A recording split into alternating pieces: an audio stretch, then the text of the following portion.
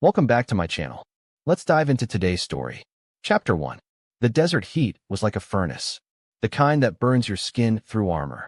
Gunfire cracked through the air as Jake Callahan sprinted across open ground, covering his Unit's 6.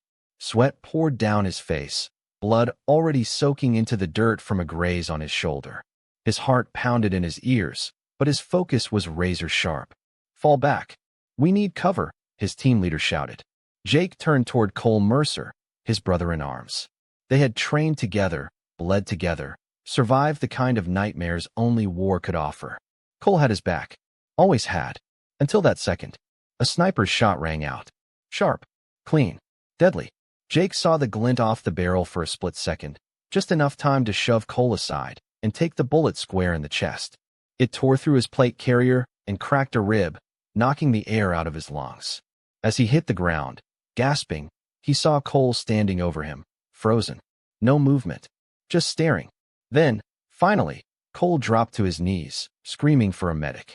The last thing Jake remembered before blacking out was the sound of helicopter blades and Cole's voice shaking. But something felt off. The delay. The silence. That stare. 6 weeks later, Jake woke up stateside in a military hospital. Steel rod in his leg. Broken ribs. A scar that stretched across his chest like a warning. Emily was there when he opened his eyes. She smiled, kissed his forehead, told him he was safe. That Cole came by often. That he was a hero. But why did that word feel so wrong coming from her lips? And why, when he thought of Cole's face that day, did it look more like guilt than shock? Was that bullet really meant for Jake? Or was it never meant to miss?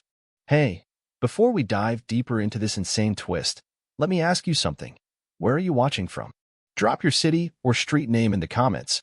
I love seeing how far these stories travel. And if you're still watching, that means you're hooked. So do me a favor, tap that like button if you're feeling the tension, and subscribe if you want more mind-blowing stories like this. We're on the road to 10,000 subscribers, and your one click gets us closer. I drop new cinematic thrillers every week, full of betrayal, revenge, and twists you won't see coming. All right, back to the story. Surprise. Balloons bounced off the ceiling of their suburban home in Raleigh. Friends clapped. Neighbors smiled. Emily's arms wrapped around Jake like she had not seen him in years, even though she had visited him every week at the hospital. Jake forced a grin, laughed when others laughed, let his injured leg limp as he made his way through the crowd, leaning on a cane. But something about the way Emily looked at him felt rehearsed. The house smelled different. A new air freshener. Candles he did not recognize. The layout had changed too. The couch was moved. New pillows.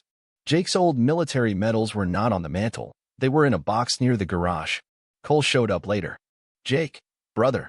Cole pulled him into a hug, tight. "Glad you made it out alive."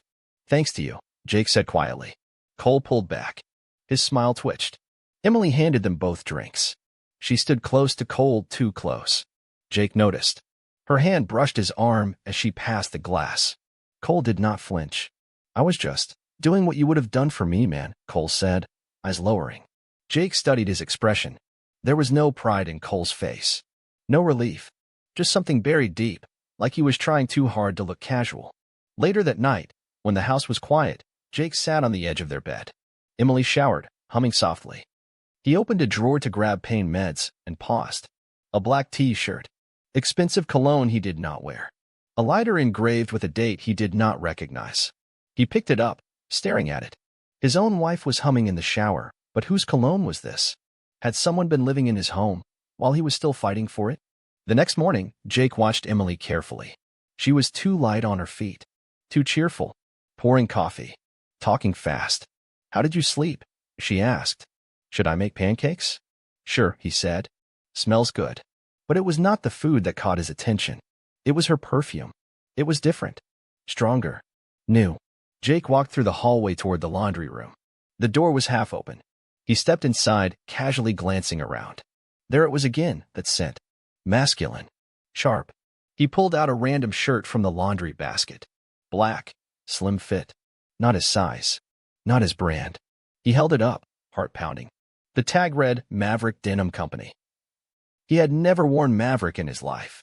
Emily appeared in the doorway. "Looking for something?" she asked. "Yeah, just my old training hoodie." "Oh," she said. "Maybe it's in the guest room?" He nodded slowly. She did not even ask about the shirt in his hand, did not flinch, did not blink. She just turned around and walked off. Jake placed the shirt back, carefully, then opened the bottom drawer of the cabinet. Inside was a gym bag he did not recognize. Inside that protein powder, men's grooming wipes, and a burner phone. It was powered off. His hands shook slightly as he turned it on. One message. From a contact saved only as C. He suspects anything yet. Jake stood there, every cell in his body screaming. His military training kicked in. Stay calm, stay quiet, gather proof. He powered the phone off, put it back exactly as he found it, and walked out of the room. At breakfast, Emily smiled at him. How's your leg today? Jake smiled back, slow and deliberate. It hurts less now. But in his head, the question pounded louder than ever. Just how long had this betrayal been going on, right under his roof? Jake could not sleep. The ceiling fan spun above like a slow countdown clock, and every time he closed his eyes, he saw flashes of that message. He suspects anything yet? Emily's breathing was even beside him. Peaceful, like none of this existed. At 2:37 a.m., her phone lit up on the nightstand. Jake turned his head slowly, pretending to shift in his sleep. A message. He waited. She turned, muttered something, then got out of bed without a word. He listened. Her steps padded down the hallway. Light click of the kitchen switch. Then silence. Jake waited exactly 90 seconds, then moved. Every movement was slow, precise, like the way he had stalked insurgents in compounds overseas. He stopped outside the kitchen. Her voice was low, controlled, too careful. No, he does not know. I told you. I am keeping it normal. He is suspicious, sure, but what do you expect? He almost died. Pause. Of course I still want this. You just need to stop being reckless. No more surprises. Jake's chest tightened. That was not panic in her voice. That was planning. Cold, organized. Another pause. All right. I will see you tomorrow. Same time. He backed away slowly. Slipped back into bed before she returned. She slid under the blanket and leaned over him. I love you, she whispered. Jake stayed still, his eyes open in the dark. He had heard a lot of things in war. Screams. Lies. Final breaths. But those 3 words from her lips felt like the coldest thing he had ever heard. The next day, Jake sat on the porch sipping black coffee when a familiar truck pulled up. Tires crunched the gravel. Cole stepped out, sunglasses on, swagger in every step like nothing had changed. Morning, soldier, he said. Brought you something. He held up a 6-pack of beer like they were back in the barracks. Like there were not any secrets boiling under the surface. Jake forced a nod. Inside, Emily greeted Cole like it had been months. She smiled wide, touched his shoulder, laughed too loud at nothing. Jake watched every movement, every brush of her hand across his arm. You mind if I hang around for a bit?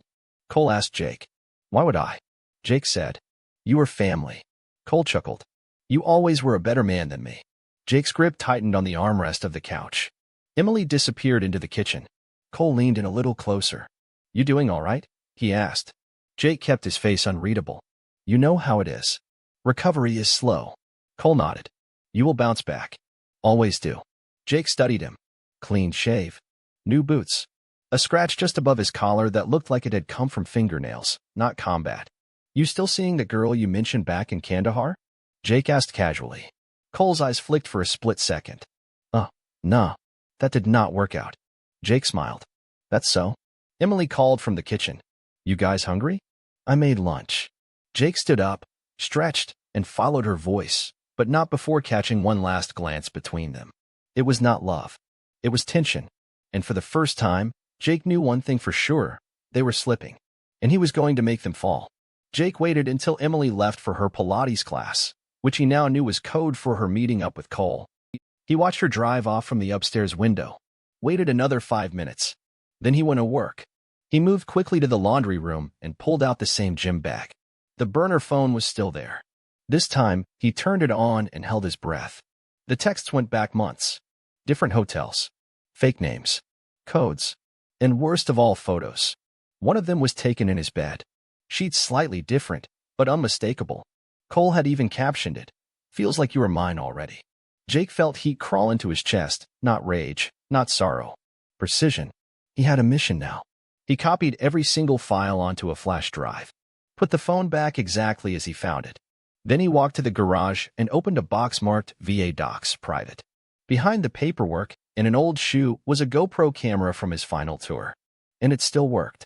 He had used it during one of their last patrols. The day he was shot, Jake plugged it into his laptop. Static. Glitch. Then footage rolled. His squad moving through a narrow alley. Cole just ahead of him. Suddenly, Jake saw it, Cole stepping aside as the sniper fired. No return shot. No alert. Just Cole, watching. He paused the footage. This was no accident. This was not just an affair. This had started in Afghanistan. Jake stared at the screen, jaw tight. If Cole had not frozen. If Emily had waited. If Jake had died. They would have walked away with the pension, the house, the life. But Jake had survived. And now? He was going to make them pay for every second they thought he would not. Jake sat alone in his truck in a quiet parking lot off Highway 70, engine off, air still. The flash drive rested on the passenger seat next to his old sidearm. He had not touched that weapon since coming home. But tonight, holding that truth in his hands, something shifted inside him. He had seen enough betrayal in combat zones, but nothing like this. Nothing this personal. He watched the screen of his laptop as the videos replayed, Emily with Cole. Her laugh. Their secret hotel meetings. Cole wearing Jake's dog tags like it was some sick joke. The camera shook in Jake's hands. This was not an affair anymore. This was a betrayal layered deep. A bond broken. And worst of all, they thought he would never find out. His phone vibrated. Emily, heading to yoga. You need anything? Jake stared at the message. He typed back, no. Be safe. He threw the flash drive into the glove compartment and started the truck. But he was not going home. He drove 3 miles past their neighborhood, pulled into a small office plaza, and walked into a law firm he had bookmarked weeks ago. The sign on the glass door read, Benjamin Carr, Military Divorce Custody Specialist. Inside, a woman at the desk smiled. Do you have an appointment? No, Jake said. But I have evidence. 10 minutes later, he sat across from Benjamin Carr, a former JAG attorney with hard eyes and a calm tone. Jake laid it all out. The messages. The videos. The recording of Emily's late-night phone call. Carr leaned back slowly. This is not just infidelity, he said. This is premeditated. If that sniper footage checks out, it could be attempted fraud, possibly conspiracy. Jake's jaw clenched. Then I want to do it right, he said. I do not want a scene. I do not want to blow up. Carr nodded. You want to win. Jake's voice was ice cold. I want them to lose everything they thought they stole from me. Jake sat on the back steps of his house, the sun dipping low behind the pine trees, painting the sky a violent orange. His daughter, Lila, laughed somewhere inside the house as cartoons played in the background. For a moment, he felt peace, but only for a moment. His fingers grazed the old dog tags in his pocket. Cole's voice echoed in his mind from years ago, back in Bagram. You take left, I cover your back. Like always, brother. Jake had believed him then. Every word. Now, looking back, there were signs. Too many. That time Cole forgot to check the roof clearance during a compound sweep. The op where Cole accidentally radioed in false coordinates. It had always been brushed off as bad luck. But what if it was not? Jake gripped the edge of the steps. Daddy? Lila's voice cut through the haze. He turned. She was holding a drawing. It's you and me. And Mommy. He forced a smile. That's beautiful, baby. She said we might go to the beach soon. All of us. Jake nodded slowly. We will see. But inside, the ache deepened. He was not just fighting for himself anymore. This betrayal had stolen from Lila too. He stood up, walked inside, and helped her get ready for bed. Later that night, as Emily slipped into bed beside him, her hand reached for his. He let her hold it. Are you okay? She asked, stroking his knuckles. You've been quiet. Just tired, he said. She kissed his shoulder, then turned over. Jake stared at the ceiling, his mind on fire. Every word she spoke sounded like an echo from a script. And the hardest part? He still remembered how much he used to love her. But now, he remembered exactly who taught him to pull the trigger without hesitation. Benjamin Carr looked over the documents again, eyes scanning with precision. Jake sat across the desk, fists loosely clenched, jaw stiff. He was trying to stay calm, but inside, he was a storm waiting for permission to hit land. This is a strong case, Carr said finally. But you need to do something harder than pulling a trigger. Jake raised an eyebrow. What is that? Patience. Carr tapped the burner phone photos. Do not confront her yet. Do not say a word. If you want to keep custody, keep your record clean. Stay composed. Let her keep digging her own grave. Jake exhaled slowly. I can do that. Carr leaned forward. We build quietly. Document everything. Every time she leaves, track it. Keep a log. Record what you can legally. Let her keep lying, because every lie becomes leverage. Jake nodded. And Cole? Carr's face tightened. If he was involved in your injury, that is military jurisdiction. We can submit the helmet cam footage to a JAG investigator anonymously. If they reopen it, he is looking at criminal charges. Jake's stare hardened. Then do it. Carr nodded. One more thing. He slid a folder across the desk. Inside were blank divorce documents. When you are ready, we serve her. But not at home. We wait until it hits the hardest, when she feels safest. Jake looked down at the folder. His name. Her name. A line already drawn between them. Carr spoke again, quieter. You are going to win this war, Jake. But you have to bleed a little first. Jake stood, took the folder, and turned to leave. I already did, he said. She just never saw it. Jake began his days like a man following orders. No yelling. No slip-ups. Just focus. He tracked Emily's movements without ever letting it show. A small notebook stayed hidden behind a loose panel in the laundry room. Inside it, entries logged by time, location, and behavior. Wednesday, 6:45 p.m. Emily left for wine night with Kayla. Parked 5 blocks from Cole's condo. Stayed 2 hours. Returned wearing different earrings. Jake placed a discreet camera in the garage, angled toward the back door. Another one in the guest room vent. The footage was saved to a locked cloud account Carr had access to. Every lie was ammunition. Every smile she gave him now felt like a ghost brushing his skin. At dinner, she would talk about nothing, traffic, groceries, who wore what at work. Jake nodded, smiled, played along. You know what I was thinking today? She asked one evening, pouring wine. What? That maybe we should start over somewhere new. Fresh air. Clean slate. Jake looked at her.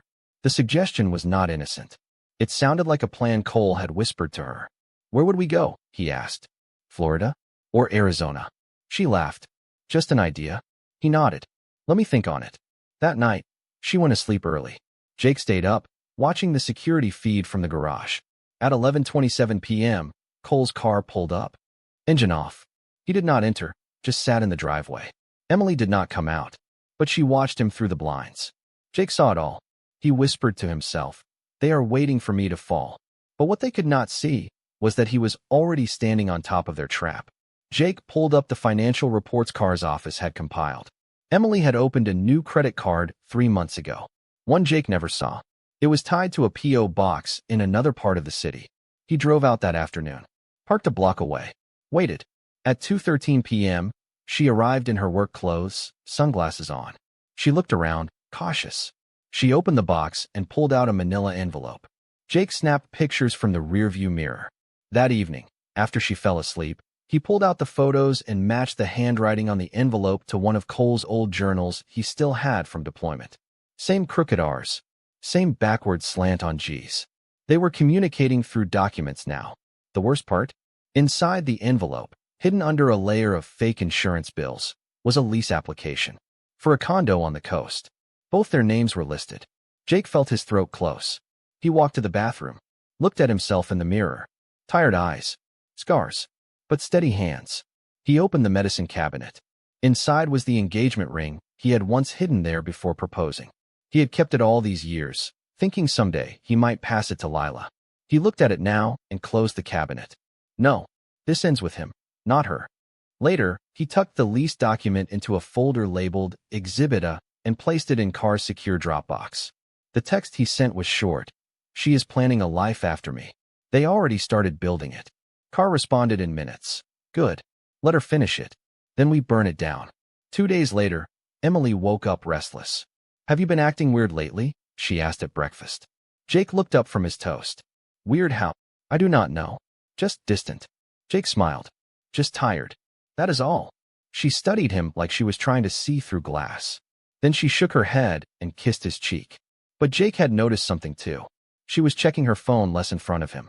She had started wearing makeup even on lazy Sundays. Cole had stopped driving by.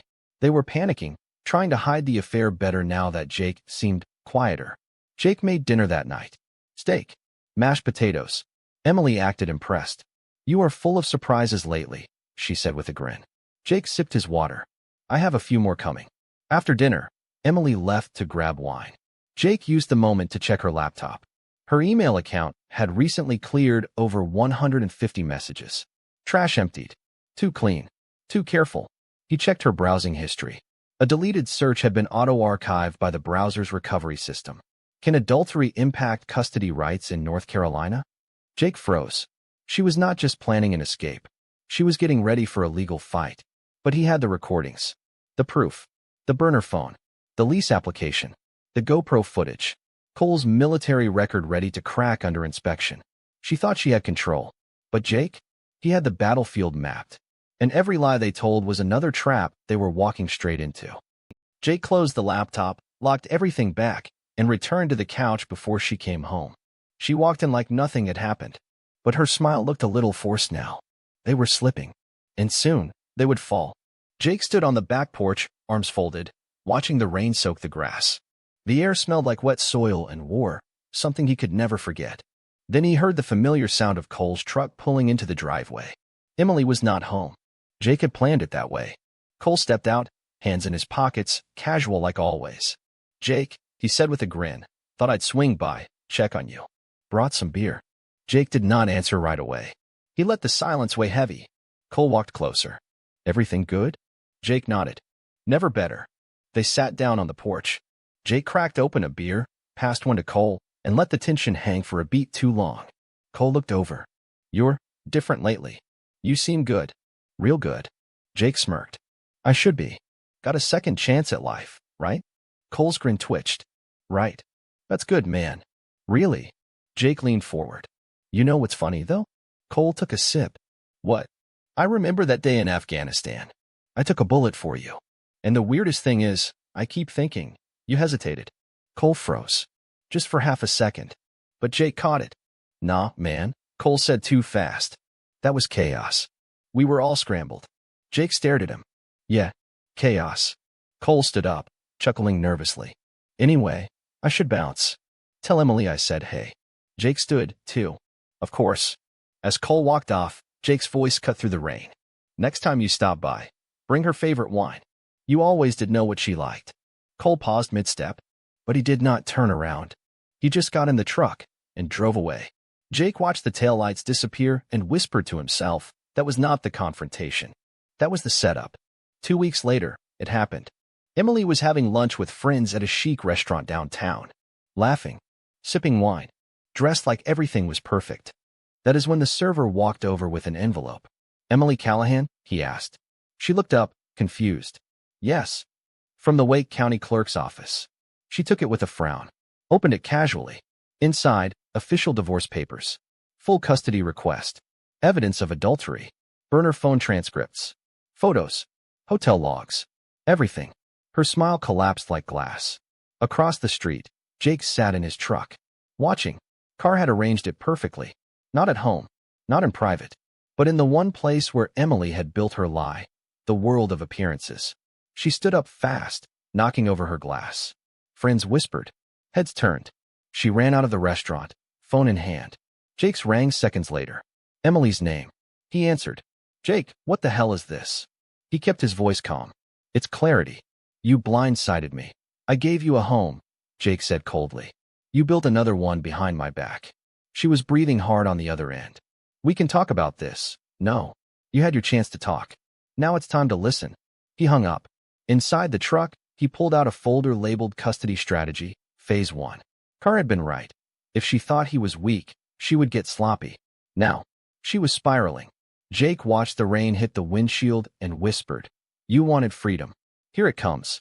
That night, Jake met with Carr in a quiet parking lot behind an old courthouse.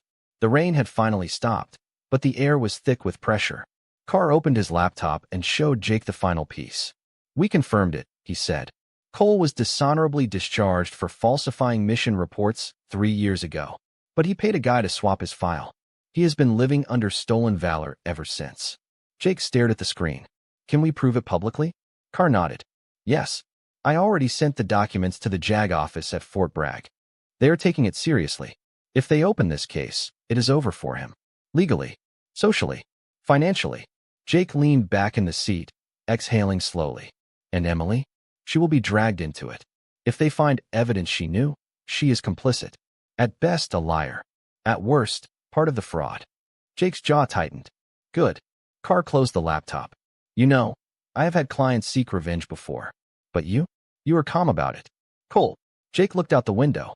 I took a bullet to keep him alive, while he was planning to take my whole life. Carr said nothing. Jake stepped out of the car and stood in the parking lot alone for a moment. Streetlights buzzed. A train groaned in the distance. He pulled out his phone and stared at the last photo he had taken of Lila holding her drawing. That was what he was fighting for now. Not revenge. Restoration. Because what they tried to steal, he was about to take back. And they would never see it coming. The courtroom was quiet, but heavy with tension. Jake sat on the plaintiff's side, wearing a black button-down, sleeves rolled, hands steady on the table. Emily sat across from him, dressed like grief, subtle makeup, soft colors, eyes wide with practiced sorrow. But Jake had seen her real face. And today, so would everyone else. The judge entered. The bailiff called the room to order. Jake's attorney, Benjamin Carr, stood first.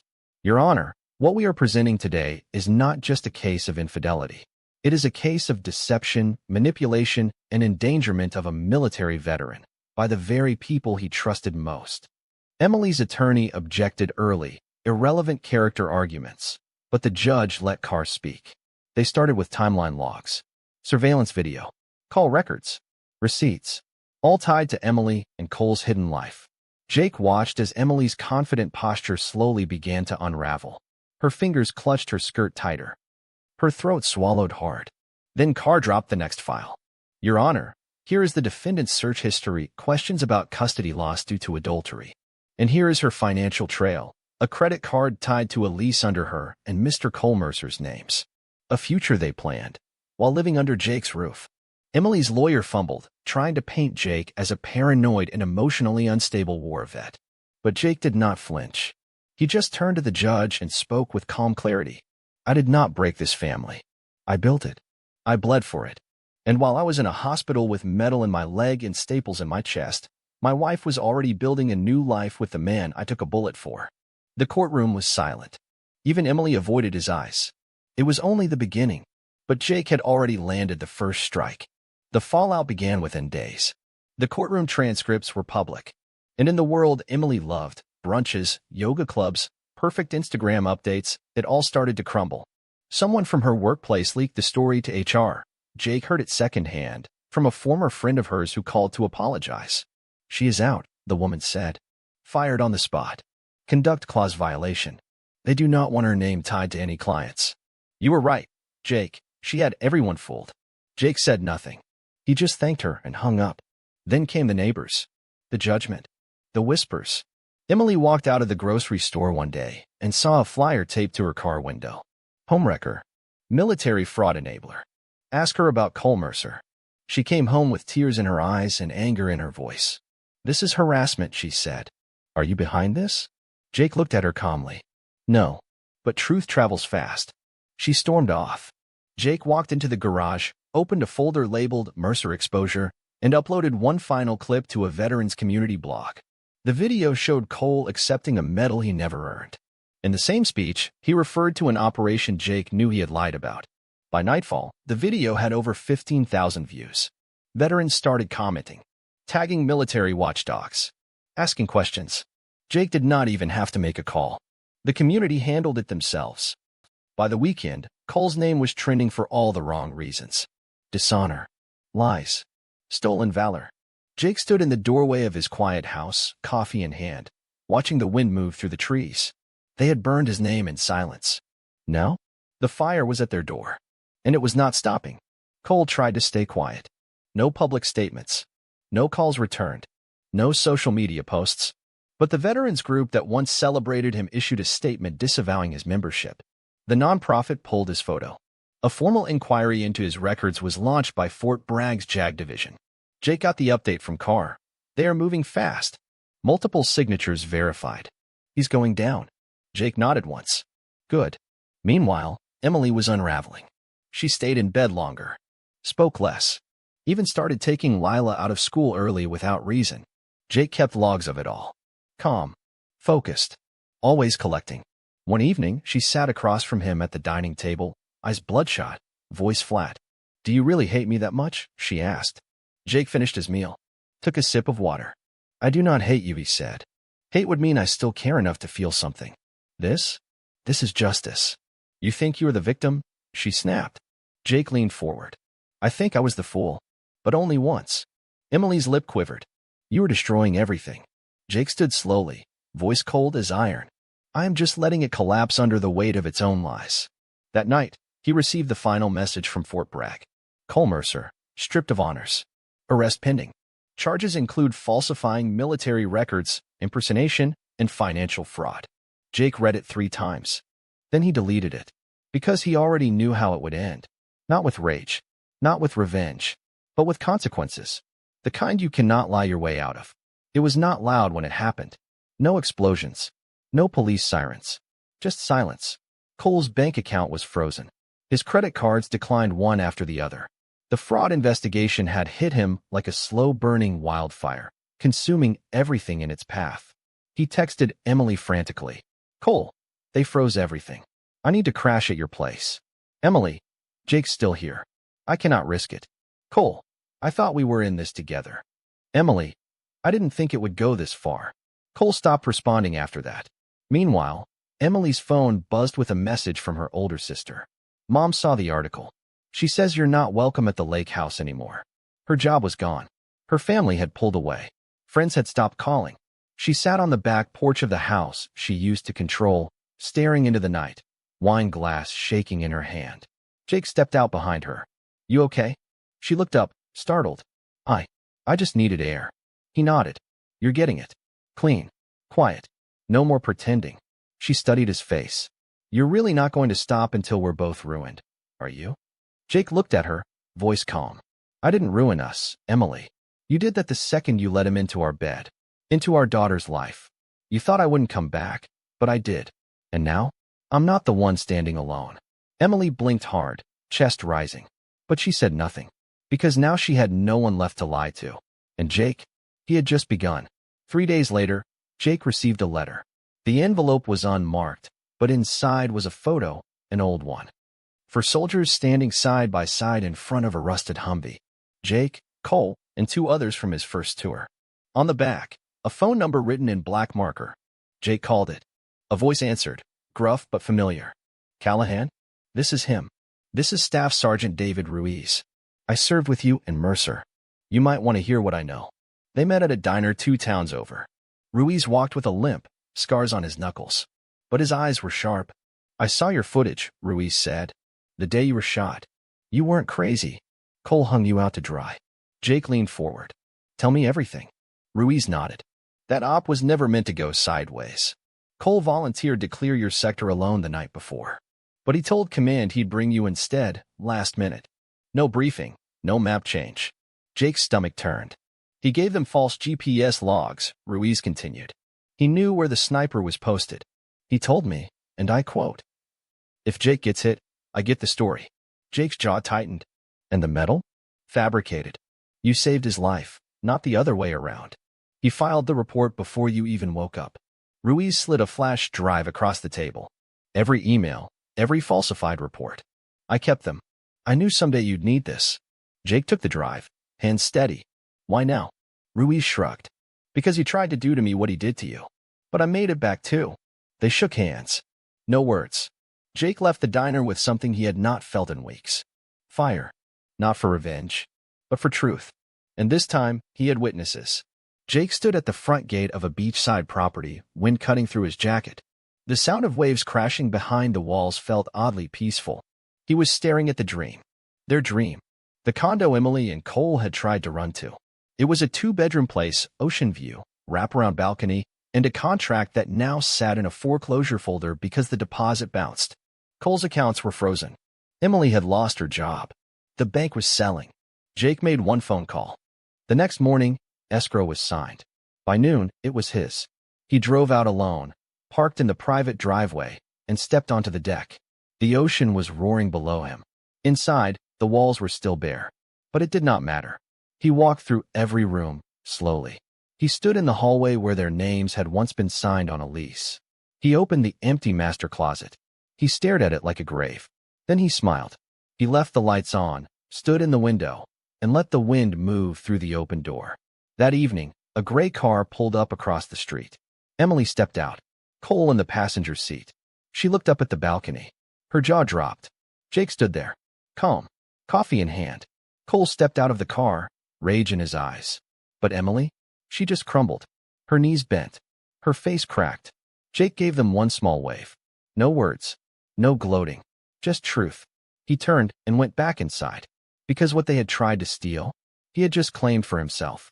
Jake returned from the beach house with a strange calm in his chest, like something had finally settled. But the war was not over. That night, while organizing old documents in the storage closet, Jake found a weathered black file folder labeled Deployment Medical, something he had not touched since his second surgery. Inside were old scans, prescription slips, and appointment notes. But wedged between them was a small sealed envelope, unmarked. He tore it open. Inside, handwritten on loose notebook paper, was a letter, but not from the military. It was from Emily, written months before he was injured. Jake, if you are reading this, it means something went wrong. I want to say this was never the plan. But maybe part of me thought if something did happen, it would be easier. For both of us. You were always too strong. Too proud. Maybe if you did not come back, I would not have to be the one to break us. I am sorry. Jake froze. She had written this before the sniper ever fired. Before Cole ever stepped aside. This was not just betrayal. It was premeditated hope for a tragedy. She had gambled on the chance that he might die out there, and wrapped it in emotional guilt. He sat on the edge of the bed for over an hour, staring, silent. Then he picked up the letter, folded it carefully, and placed it into the folder labeled Final Evidence. Because now he knew. Emily had not just been unfaithful. She had been waiting for his funeral. Jake did not tell Carr about the letter yet. First, he needed to confirm what he now suspected. This was not just emotional abandonment. It was a calculated setup. He returned to Ruiz, the veteran who had sent him the emails. They met in a hardware store parking lot, both wearing plain clothes, both watching their surroundings like it was second nature. Jake showed him the letter. Ruiz read it, mouth tightening. This fits, he said. Cole's report the day before that op. He logged you as point leader, even though that was not standard. And he switched the maps. Jake narrowed his eyes. Was Emily ever in contact with him before that deployment?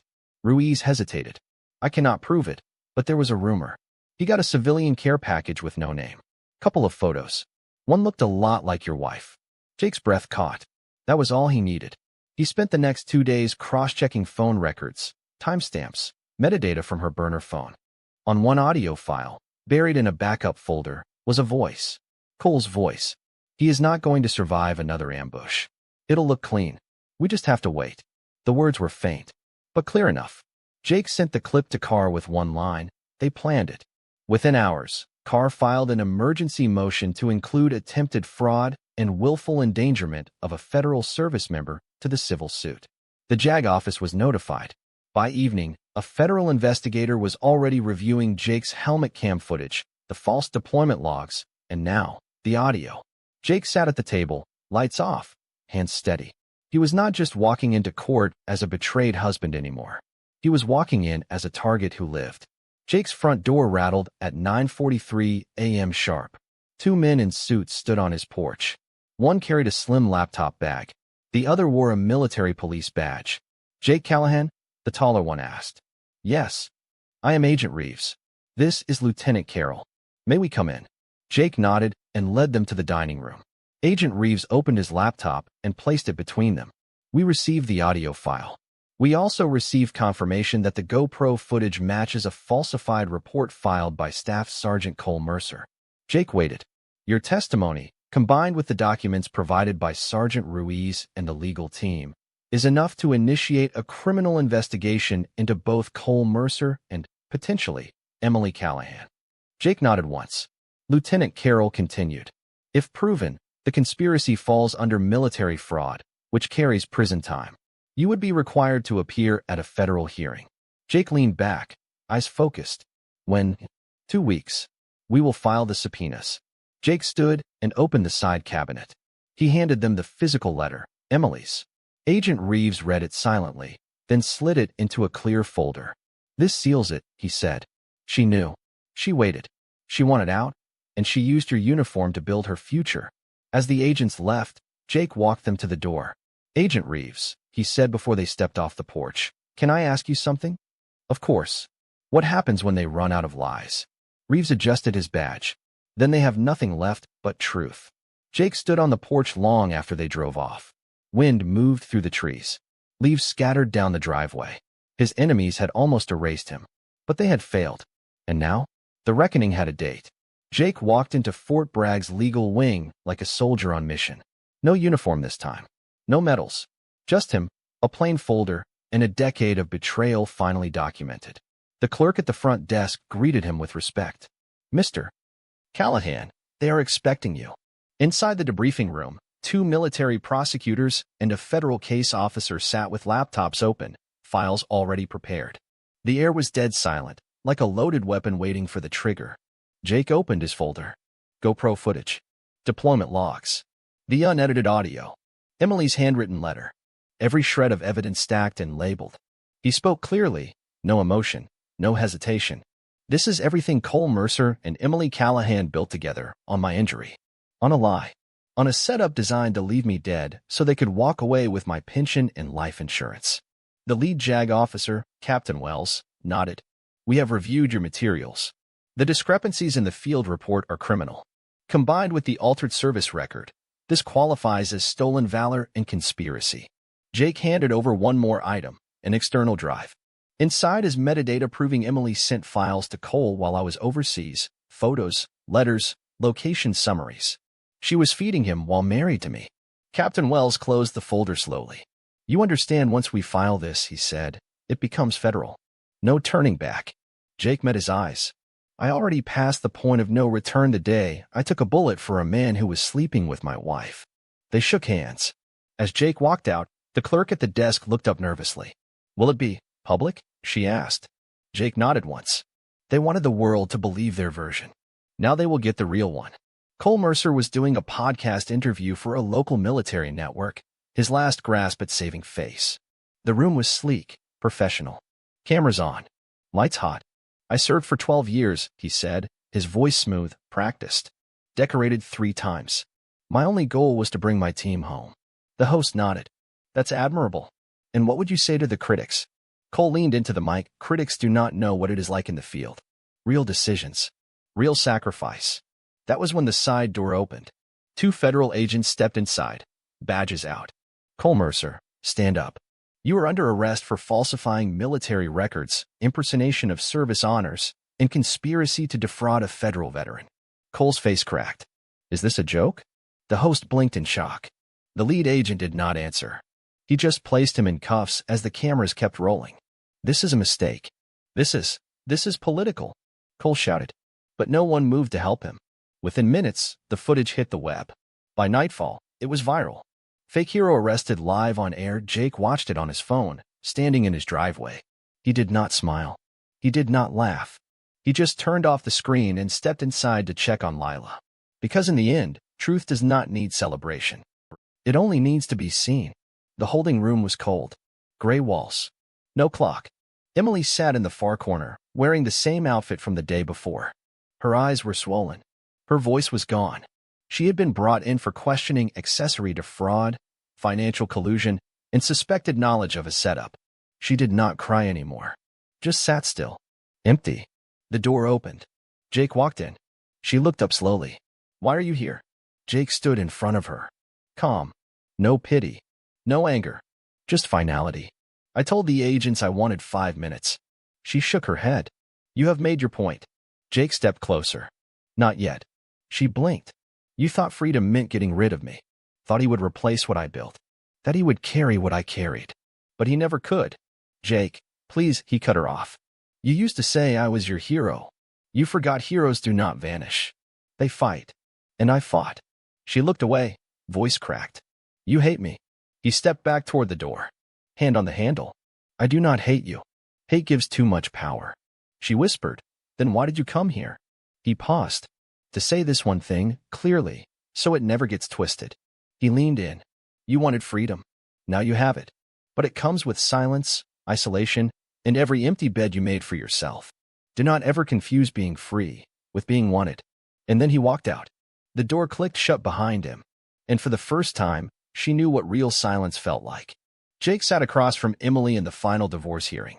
There were no cameras, no crowd, just signatures, papers, and a silence thick enough to cut. She looked smaller now, paler. Not from guilt, just defeat. The kind that settles when you know the fight is over and you lost. The judge reviewed the documents. Finalized. Primary custody to Mr. Callahan. Assets divided per agreement. Restraining orders active until further notice. The gavel hit with like a heartbeat. Jake stood first. Did not say a word. Emily hesitated. I never meant for it to become this, she said softly. Jake turned to her. Calm. Controlled. You never meant for me to live. He walked out of the courtroom, papers in hand. Outside, Carr was waiting, leaning against his car. You good? He asked. Jake nodded. She got what she earned. Carr lit a cigarette. And you? Jake looked up at the sky. For the first time in months, it felt open. Like air was finally clean. I got what I needed. Not revenge. No, Jake said. Closure. 3 months later, Jake stood inside a modest but beautiful gym, walls covered with rehab gear, punching bags, and military flags. A sign read, Reclaim, Tactical Recovery Brotherhood. It was his. Built from scratch. A space where veterans came to heal, not pretend. He taught tactical defense. Spoke to men dealing with betrayal, pain, loss. One day, after a session, a woman lingered behind. Strong posture, scar on her wrist, military ID clipped to her bag. I saw your story, she said. What you did? How you handled it? Jake nodded. That was a chapter. This is the next. She smiled. I am just trying to remember what normal feels like. Jake looked her in the eye. Normal is a lie. But healing? That is real. We build that part ourselves. They shook hands. Nothing romantic. Just real connection. The kind born from shared scars. Jake walked outside after class, watching the sunset over the parking lot. Lila ran out from the waiting room, arms wide. Daddy. He caught her midair, spinning her once. She laughed. Emily's name was never mentioned again. Because sometimes, the best revenge is peace. Jake sat on the porch of the beach house. Wind in his hair. Coffee warm in his hands. It had been 6 months since the arrest. Since the court closed the case. Since Cole was sentenced. 7 years in federal prison. Emily had moved 3 states away. No phone calls. No messages. Just silence. Lila played in the sand with a new kite. The string tangled in the wind. But she laughed anyway. Jake stood and helped her untangle it. Want to try again? He asked. She nodded. And the kite flew. High. Free. Wild. Just like Jake now. No bitterness. No war left to fight. Just a man who had lost everything and took back more than they ever thought he could. The beach glowed gold. The wind eased. And Jake finally let go. He looked out at the water and whispered to himself. I took a bullet for a brother. Lost a wife to him too. But in the end, I saved the only person worth saving, myself. Then he looked at the camera, just once. Tell me this if you were in my place. What would you have done? And hey, where are you all watching this from? Drop it in the comments. If this story hit you even a little bit, give it a like. Subscribe for more raw, real thrillers and revenge stories like this. We are just getting started. Until next time, take care of yourself, and never let betrayal write your ending. See you in the next story.